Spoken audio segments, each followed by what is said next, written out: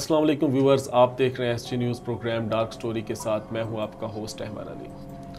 हर program के अंदर हम आपके सामने लेकर आते हैं एक ऐसी डार्क स्टोरी जिसके बारे में आपने अगर थोड़ी बहुत मालूमात अगर आप रखते हैं तो वो उस तरह से नहीं रखते जिस तरह से हम आपके सामने लेकर आ रहे हैं। कुछ बहुत सारी डार्क स्टोरीज़ ऐसी हैं जिन पर अभी तक शऊर की रोशनी नहीं पड़ी है। हम हर बार हर प्रोग्राम में एक डार्क स्टोरी के ऊपर अपने शऊर की रोशनी डालने की कोशिश करते हैं। एक ऐसे विक्टिम के साथ एक ऐसे टॉपिक पर बात करते हैं जिसके बारे में आप यकीन और बेयकीनी के सफ़र में हमेशा से मुब्तला रहे हैं। बहुत सारे वाक़यात हमारी ज़िंदगी में ऐसे होते हैं जिनके बारे में हमारी राय अक्सर बदलती रहती है। कभी हम सोचते हैं कि ये वाक़यात मनगढ़ंत हैं, लोक कथाओं पर मुबनी है, कभी हम सोचते हैं ये हकीकत पर मुबनी है, या फिर कभी हम सोचते हैं कि ये तोहमात परस्ती या वहम से इनका ताल्लुक़ है। लेकिन जिनके साथ वाक़यात पेश आते हैं हम उन्हीं में से किसी विक्टिम को यहाँ पर लेकर आते हैं और उस टॉपिक पर बात करते हैं। आज मेरे साथ मौजूद हैं एक ऐसे शहरी जिनका नाम है अरकम हाशमी, और आज हम जिस मौजू पर बात करेंगे बहुत ही इंटरेस्टिंग होने वाला है। अस्सलाम वालेकुम। वालेकुम सलाम। अरकम, डार्क स्टोरी के अंदर आज हम जिस डार्क स्टोरी को शेयर करने जा रहे हैं, तो आप मुझे ये बताइएगा, क्या आपका आज से पहले जब से आपके साथ ये वाक़या पेश आया जिसके बारे में हम बात करेंगे, उससे पहले कभी यकीन था इन चीज़ों पर कि कायनात के अंदर हमारे अलावा भी कुछ अलग मखलूक़ात रहती हैं? उससे पहले तो हमें सिर्फ यही लगता था कि यहाँ पे सिर्फ इंसान ही रहते हैं। ना तो हमें किसी असेब के बारे में पता था, ना किसी जिन्नात वगैरह, ये सब हमें कहानियाँ ही लगती थी। लेकिन जब से ये मेरे साथ खुद वाक़या हुआ है तो तब से मुझे यकीन होने लगा है कि बाकी ये चीज़ें मौजूद हैं। अच्छा अरकम, बचपन में हमने हमेशा कहानियों में पढ़ा है ना, परियों की कहानियाँ, फेरी टेल्स की कहानियाँ, उसमें हमने पढ़ा है कि परियाँ होती हैं, परिस्तान का कोई वजूद होता है। लेकिन वो हम समझते हैं कि एक अलग ही एक कह लेना कि आप जैसे सल्तनत है परिस्तान की, वहाँ पर सब कुछ होता है। लेकिन हमारी इंसानी दुनिया में कभी उसका ऐसी चीज़ों से, जिन्नात से, परियों से, चुड़ैलों से, इनसे सामना हो जाना, ये थोड़ा सा एक नाकाबिले यकीन बातें लगती हैं। तो आप बताएं, आपके साथ सुनने में आया है कि आप परियों से मुलाकात कर चुके हैं या फिर कुछ ऐसी गैर मरई क़ुव्वतों के साथ आपकी मुलाकात हुई है, तो एक वाक़या कब का है, कितने साल पहले का है? ये मेरे साथ तकरीबन 5 से 6 साल हो गए ये वाक़या हुआ था। 6 साल हो गए जी। मैं गया था एक बार सिंध। हमारे पंजाब के अक्सर लोग जो मज़दूर लोग हैं भाई, तो वो जाते हैं मैंगो के सीज़न में।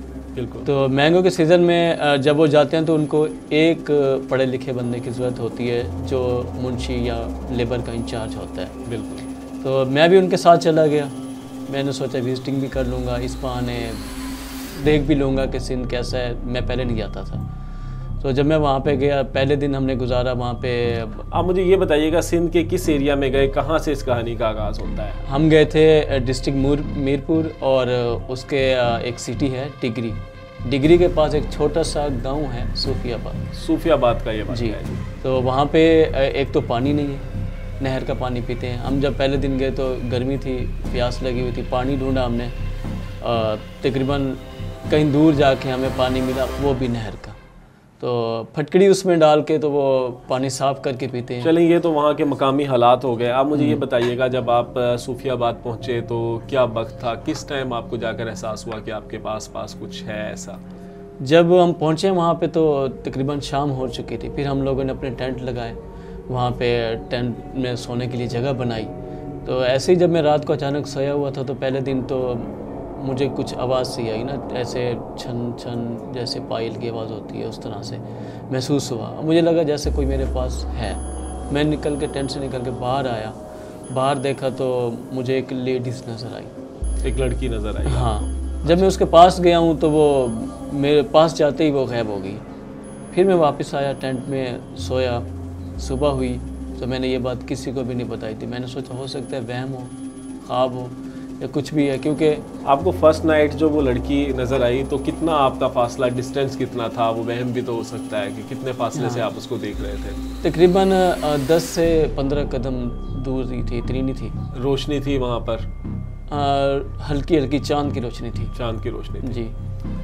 तो आपको डर नहीं महसूस हुआ उस टाइम जब आप उसके करीब जा रहे थे? डर हुआ थोड़ा थोड़ा। जब महसूस हुआ तो जाहिर सी बात है मैंने कहा देखूं तो सही है क्या, क्योंकि उस टाइम ये नहीं पता होता था कि वाकई कोई चुड़ैलें, भूत या कुछ चीज़ हैं, तो इस वजह से डर इतना नहीं लगा था। जब वो गायब हो गई फिर आपकी क्या सिचुएशन थी, क्या हालत थी, कंडीशन क्या थी उसकी? फिर तो मैं डर गया था। मैं तो ऐसे पसीना पसीना हो गया। मेरे तो अभी भी रोंगटे खड़े हो जाते हैं जब वो वाकया मुझे याद आता है।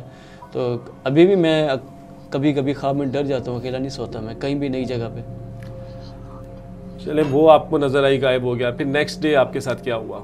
नेक्स्ट डे फिर हमने जो काम की रूटीन थी वो स्टार्ट की।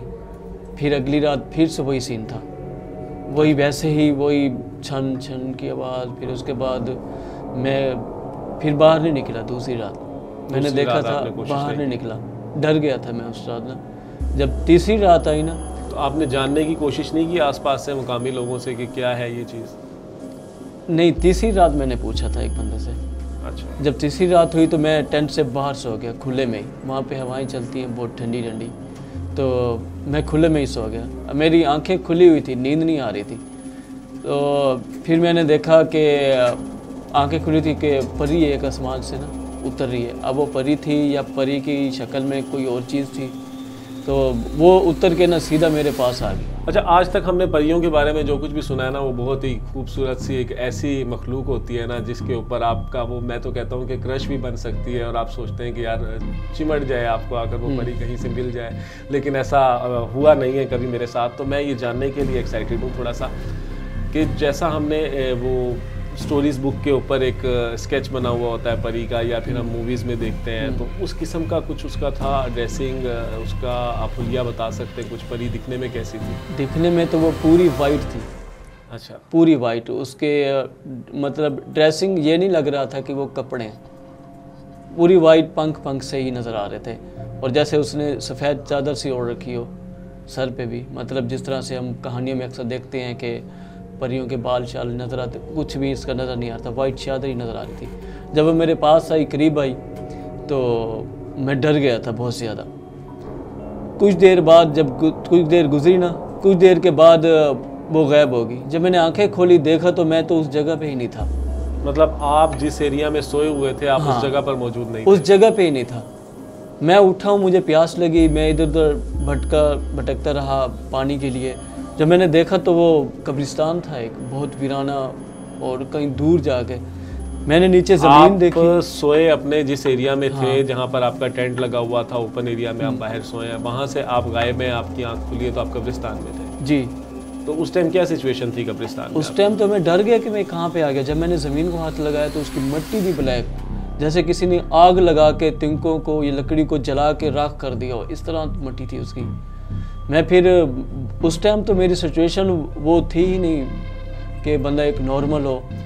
तो अभी जब मैं याद करता हूँ तो मुझे बहुत महसूस होता है कि उस टाइम जो खौफ था मेरा, वो खौफ मैं अभी महसूस कर सकता हूँ कि रात के टाइम अगर इंसान सोता है और सोने के बाद अचानक ऐसी सिचुएशन बनती है उसके साथ कि वो उठे और उसकी आँख खुले, वो अपने आप को कब्रिस्तान में पाए, तो मेरे ख्याल में हार्ट अटैक आने वाली सिचुएशन होती है। आप आधी रात को वैसे भी कब्रिस्तान नहीं जा सकते, अपने किसी प्यारे से मिलने भी नहीं जा सकते। अगर आपका कोई बहुत जान से प्यारा कब्रिस्तान में कोई दफन है, आप उसकी कब्र पर भी आधी रात को अगर आपको जाने को कहा जाए तो आप नहीं जा सकते हैं। तो आप ये बताएं, आप उस कब्रिस्तान से निकले कैसे? कब्रिस्तान में मैं जब इधर उधर भटकता रहा, नीचे सारी ज़मीन ही ब्लैक, मैं तो खौफज़दा हो गया कि ये मैं आ कहाँ गया हूँ। तो जब मैंने हाथ लगाया तो मैं समझा शायद मेरा वहम होगा। जब मैंने हाथ लगाया तो हाथ में बाकी मिट्टी ब्लैक थी। फिर मैं भागा इधर उधर, कहीं से मुझे रास्ता ना नज़र आ रहा हो। तो एक दूर से मुझे ना ट्रक की लाइट नज़र आई, रात के टाइम कहीं दूर रोड था वहाँ से। फिर मैं भागा उस ट्रक की तरफ, तो ट्रक वाले से मैंने हेल्प ली। वो ट्रक वाला, जब मैंने उससे पूछा कि आपका ये बताइए कब्रिस्तान में टाइम कितना गुजरा? कब्रिस्तान में तकरीबन 25 मिनट से आधा घंटा तो मेरा वहाँ गुजरा होगा। तो 25 मिनट में आपको कुछ नज़र नहीं आया कब्रिस्तान में ब्लैक मिट्टी के अलावा?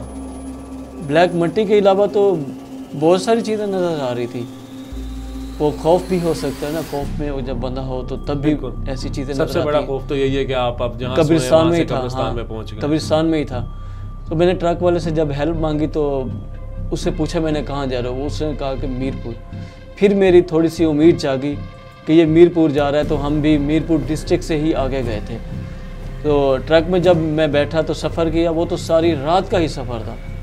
अब ये पता नहीं कि मुझे मैं कहाँ पे गया हुआ था, लेकिन कब्रिस्तान मुझे याद है। मुझे मतलब जो आप सफ़र पूरी रात का कर आप वापस अपने उसी पॉइंट पर, उसी प्लेस पर जा रहे हैं जहाँ से आप आए थे, और वो आप एक पल के अंदर उस जगह पर पहुंच चुके थे पहुंच रात चुका को था। जब आप वहां पर सोए थे। जी। तो ये एक बड़ा ही अजीबोगरीब सा वाक़या है जो सुनने के अंदर बड़ा अजीब लगता है कि आपको, जैसे कहानियों में हम सुनते हैं ना कि कोई उड़न खटोले हुआ करते थे या कोई और ऐसी चीज़ होती थी जो आपको हाथ पे बिठाया और कहीं से कहीं मुंतकिल करते, तो ऐसा ही कुछ अरकम हाशमी के साथ पेश आया। आप वहाँ गए तो वहाँ क्या तासुरात थे? वहाँ पे जब मैं गया हूँ तो मेरा जो लेबर थी मुझे वो ढूंढ रहे थे, मेरा भाई भी था एक साथ, वो भी ढूंढ रहे थे, सारी जगह वो ढूंढते रहे। मैं शायद आज सफ़र करता रहा, वो ढूंढते रहे कि पता नहीं कहाँ गए। एक तो मेरे घबराहट में था, कुछ बोला भी नहीं जा रहा था मुझसे। मैं ट्रक के ऊपर, वो टूल होते हैं उसके ऊपर चढ़ के तो मैं वहाँ पे बैठ गया। खौफ, एक अंधेरा रात, फिर खौफ। तो वहाँ पहुँचने के बाद आसपास के लोगों ने यकीन किया आपके साथ क्या वाक़या पेश आया? हाँ, जब मैं वहाँ पे सुबह हुई तो सुबह मैं मीरपुर पहुँचा, जिनका बाग था तो उनके ऑफिस में। तो वहाँ ऑफिस में मैंने वो बंदा देखा जो लेबर को लेकर आया था। फिर मुझे उम्मीद जागे कि अब मैं वाकई उस जगह पे पहुँच जाऊँगा जहाँ से आया हूँ। वो बंदा मुझे लेकर गया, तकरीबन वो भी आधा दिन लगा था हमें वहाँ जाने के लिए। जब मैं वहाँ पहुँचा तो सारे मुझे चिपक गए, लेबर चिपक गई, मेरा भाई चिपक गया कि तुम कहाँ थे, हम तो ढूंढते रहे ये वो। जब मैंने उनको सिचुएशन बताई, फिर वहाँ हमने, जो वहाँ के मकामी लोग थे, ज़्यादातर वहाँ पे हिंदू रहते थे, मुस्लिम भी थे लेकिन हिंदू थे। जब मैंने उनसे पूछा तो उन्होंने मुझे बताया कि यहाँ पे ये चीज़ें मौजूद हैं, कभी मोर बन के भी आते थे। अच्छा। हाँ, मैंने मोर भी देखे थे। मैं तो वो मोर हकीकत में ही समझ रहा था कि बाकी इधर मोर हैं, मोर बन के भी आते थे। तो मैंने जब मकामी लोगों से पूछा, उन्होंने कहा कि ये वाक़यात हमारे साथ भी कई बार हो चुके हैं, हम इधर के मकामी हैं तो इसलिए हमारी आदत पड़ गई है, हमें डर नहीं लगता। जी नाज़रीन, ऐसी बहुत सारी जगह होती हैं जहाँ पर ऐसे वाक़यात पेश आते रहते हैं और कुछ एरियाज़ ख़ासकर मखसूस होते हैं जहाँ पर इनकी, कहते हैं ना कि पावर और स्ट्रेंथ, क़ुव्वत बहुत ज़्यादा होती है और वो अपने एरियाज़ को नहीं छोड़ते हैं। और समटाइम्स ऐसा होता है इंसान भी उस एरिया में आकर आबादी कर लेते हैं, रिहाइश पजीर हो जाते हैं। तो ये चीज़ें जो है वो ज़िद एक कायम कर लेती हैं कि हम यहाँ पर पहले से रिहाइश पजीर थे, हम यहाँ से क्यों जाएँ। तो फिर ऐसे में इंसान और ऐसी मखलूक़ात जब एक साथ रहने लगती हैं तो फिर ऐसे वाक़यात पेश आते हैं। ये थी आज की डार्क स्टोरी। नेक्स्ट एपिसोड में एक न्यू डार्क स्टोरी के साथ हाजिर होंगे। तब तक के लिए अपना बहुत सारा ख्याल रखिएगा। अगर आपके इर्द गिर्द कोई ऐसा वाक़या हुआ है तो आप रब्ता कर सकते हैं, कमेंट कर सकते हैं, आप भी इस प्रोग्राम का हिस्सा बन सकते हैं। इसके साथ ही अपने मेज़बान अहमद अली को दीजिएगा इजाज़त। अल्लाह के बाद।